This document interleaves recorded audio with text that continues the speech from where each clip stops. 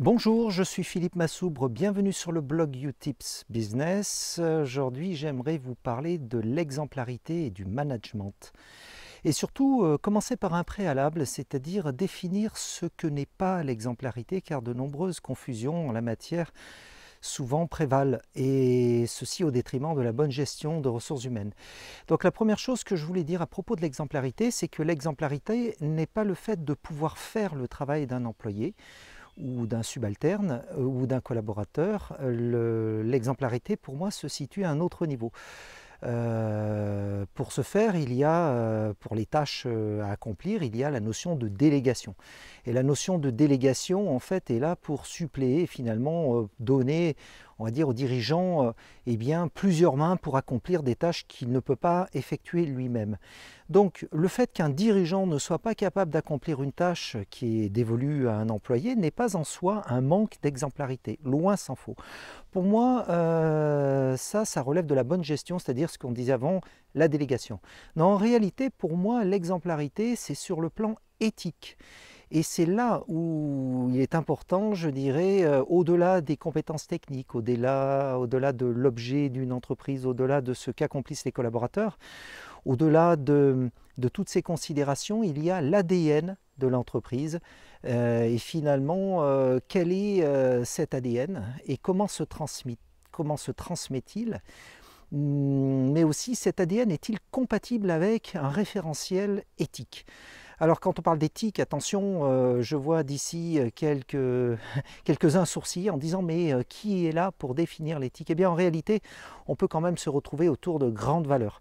Et ces grandes valeurs, sans parler de l'Ancien Testament et des 10 commandements, qui pour moi sont, on va dire, une base certaine qui fait partie de notre éducation. Il y a, je dirais, le fait de s'appliquer à soi-même ce niveau éthique en tant que dirigeant afin de pouvoir l'exiger de ses collaborateurs.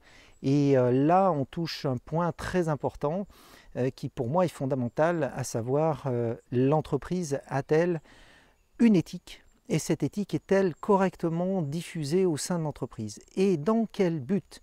Et dans quel but? Car finalement, quel est le but de l'entreprise si ce n'est servir autrui? Alors servir autrui, ça peut être servir des particuliers, servir d'autres entreprises, mais aussi en interne, servir les collaborateurs. Donc finalement, on se retrouve toujours autour de ce point commun, l'éthique commune appliquée dans l'exécution de son travail à celle qui est appliquée à ses collaborateurs.